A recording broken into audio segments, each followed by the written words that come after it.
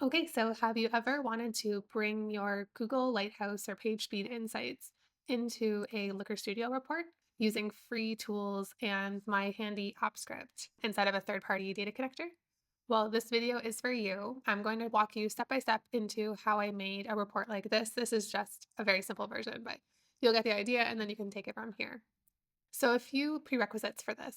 You will need to have a Google Workspace account, and that will give you access to Google Sheets, Looker Studio, and Google Cloud Console. I'm not sure that you can do this with a regular just Gmail account, but if you do and you're successful, give me a shout, put a comment down below, and let me know. That would be great.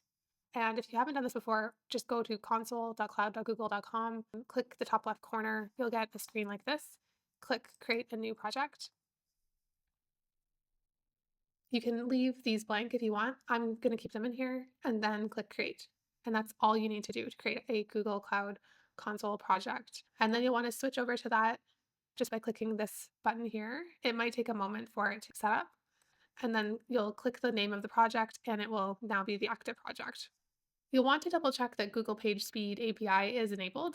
So if you click here and type in PageSpeed, you'll come across the PageSpeed Insights API. That's exactly what you need, so click Enable. Create a Google Sheet. So all you do is go File, New, Spreadsheet, and give your Google Sheet a name. The name doesn't matter. One of the things that does matter is that the Google Sheet tab name is something that you know. This tab name will actually be pulled into the app script, and that's how the app script will know where to put all of your data. So make sure that you know what this is called, or just go in, click rename, Command C, Control C to copy, and then we're going to paste that into our app script. Okay, so we're ready to go ahead and set up the app script that's going to pull in the Google PageSpeed Lighthouse data. So we're going to go to Extensions, App Script, and we're going to click this. Just click on the title. You can put whatever you'd like to put here. This doesn't matter. Now, in the description of the video, there's going to be a link to my GitHub account where I have the app script that I've written for this, and you're welcome to use it. And you're going to copy the code here. You're going to go back to the app script tab, and you're going to Command V. That's going to paste the code in. Make sure that you don't see any. There'll be error flags if you didn't copy the whole thing. I know it looks a little overwhelming, but don't worry. There's only a few things you need to change. So the first thing, like I said, is you need to put your Google Sheet name in. So whatever the tab name was down here, hopefully you copied it or you remember it. Where it says your sheet name, you're going to select and delete. You're going to paste that in. Great. So where it said your sheet name, that was a placeholder. You're going to put the actual tab name of your sheet. Then the rest of the placeholder information is right here. This is the only other thing you're going to have to change. So here it wants the API key for your Google PageSpeed API that you just enabled. And this is actually quite easy to find if you click on the link in the description or search for Google PageSpeed Insights API key. It will take you to Tandy page where all you need to do is click Get a Key. Select the project that we just made.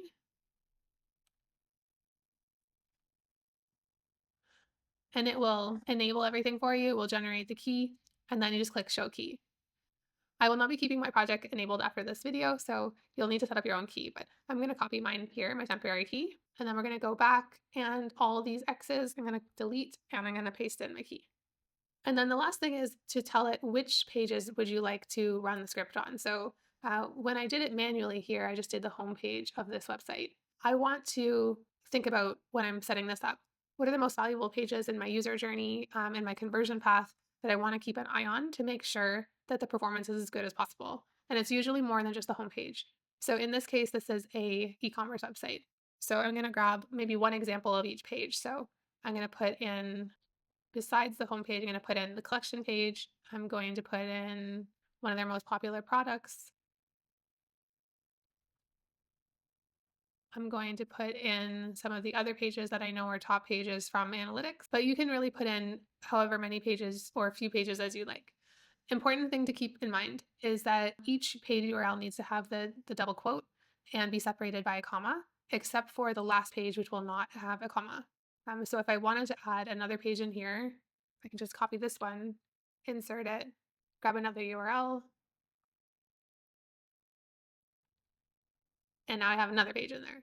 So we've got the API key and we've got the URLs and we've got our tab, and we're going to click Save. Now we're going to run this as a test. The first time you could click run, if you haven't run an app script from your Google Work account before, it might ask you to go through like a permissions approval process. If you want this to work, you have to say yes to each step, and then it'll bring you back here. And then you click run. The last time I ran this, it took about 3 minutes. So it said execution started and then execution completed. So I'm just going to pause this video while it runs, and then when it's done, I will show you what happened next. So my script is still running, but if you want to see if it's working, you can flip back to your Google Sheet and you'll notice that it's starting to populate. It adds in the header row, and then it adds in each of the page URLs that we had at the top of our script. So it's down to the design services URL, which is the second last one. So it's just doing the last URL, and then it will be complete. And then there you go. So it says execution complete. And that's exactly what we wanted. So we have all of the page speed data that we want to report on. Now, I created this script using ChatGPT. I'm definitely not like a JavaScript or AppScript expert, but there is quite a lot of documentation around page speed, and you can go into the links that I'll share below to learn more about what you can query and what can be in here. If there's different data that you were hoping to get, you don't have to use my exact app script, and maybe I can do a video on how to use ChatGPT to create app scripts like this. If you're interested, just let me know. So now that we have the data in our Google Sheet, we're pretty much there. Over time, this won't update though, unless you add an app trigger to run the script on a regular basis. So I'll just show you that quickly. So we go back to your app script. By the way, as long as you've saved it, if you ever lose that tab because you close it by accident, just go to extensions, app scripts, and it will load up because it's connected to your Google Sheet. So just a little tip there, because that has happened to me.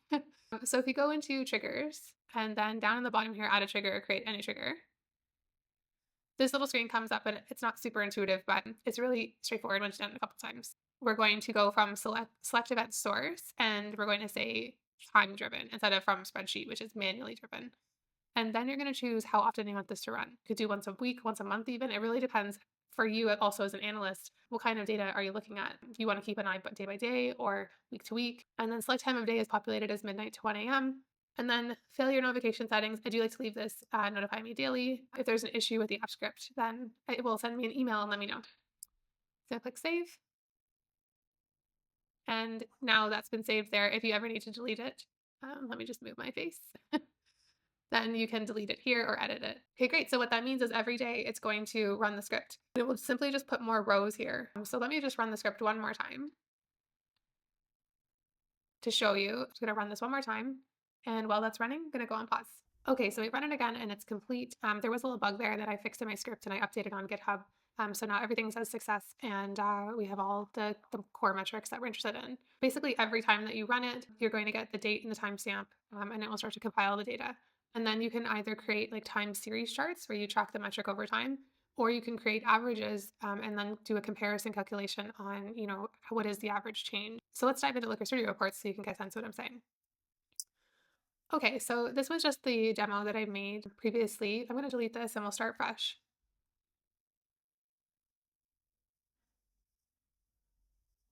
So now we have a blank Looker Studio report, and we don't have any data sources connected. So what we're going to do is go to add data, and then we're going to go to Google Sheets, and we're going to look for the name of the sheet that we created. So mine's PageSpeed database, and then we're going to add this data source. The default options like add first rows headers, that's exactly what we want. So we don't want record count here. We're going to remove that metric. And what we want to pull in are all the metrics that we actually care about. There is a page that I'll share in the description that talks about how these metrics are weighted in your final PageSpeed Insights report. So if you want to, you could order them by like the factor against your overall score. So total blocking time, for example, has a 30% weight against your score here. So let's put total blocking time first. And then you can do whatever you like here with the rest. But if you want to follow the scoring matrix and the weighting priority, then you can go right ahead. And then you would just add those. I'm going to right click and say resize columns fit to data. Now I can see all the titles and everything's looking good. It's a little bit small to look at, so I'm just going to go in and I'm going to table labels 14. Let's do 16, and I'll even zoom in a little bit here. So we can see our page URLs and all of our metrics are pulling in. Now, there's something you have to be careful of, especially once you have more than a few days of data. The default setting is going to be to sum all the metrics, which if you compare to the best practices, you'll know that like these all of a sudden starts to become really high and like will fail like the guidelines. So what you're going to want to do is go to this little pencil beside each metric name and change it to average. I'm also going to go in and get rid of the row numbers. Now, how do I know if these metrics are good or not? At a glance, you would have to remember like what is a good total walking time versus what is not a good total walking time. So what you can do is you can look it up, or I like to take a shortcut and just use ChatGPT. And I'll ask them to list it out in like a human friendly way. Like, what are the Google PageSpeed metric ranges divided by fail, needs improvement, and pass? And then it will give you those, and you can use them to set up conditional formatting. If you haven't done that before, conditional formatting is basically where the numbers, the styling of them will change depending on rules that you set up. Let's use LCP because I'm pretty sure that we're not doing a good job there. So a pass is when LCP is under 2.5 seconds. A fail is when it's over 4 seconds, and needs improvement is anywhere between 2.5 and 4. So let's set up the needs improvement on LCP. So we'll go to Style, Add LCP is less than or equal to 4 seconds. And double check that you're measuring it in seconds here. If it's being measured in milliseconds, you'll need to convert. And LCP is greater than 2.5. We could say greater than or equal to 2.5. And then what do we want to do if the LCP is less than 4 or greater than 2.5? We want to color it yellow. Now, depending on the style of your report, you might set this up differently. But what I'm going to do is I'm going to make the background yellow and I'm going to make the text black. Click Save. And now we can see at a glance that all these pages, except for this one, have an LCP that's in the needs improvement range. I would probably put a little legend that would say like yellow numbers are needs improvement, red numbers are fails. That's how you set up conditional formatting, and you can add as many rules as you like. So if you go back here, you can add another rule, another rule, another rule. It takes a little bit of time, but eventually you can style each column so that it shows you the pass, the needs improvement, and the fails. And the last thing I just wanted to show you is a time series chart.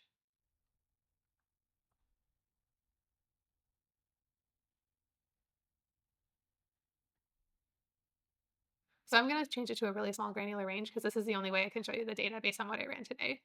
But you might want to change the range to like a daily range or a weekly range or a monthly range. Because you have the timestamp for all of the queries, then you can start to see how the certain metrics are performing on a regular basis. And when you zoom out, you'll be able to see like more trends over time. And that will help you to flag maybe something has been changed that's negatively impacting your user experience.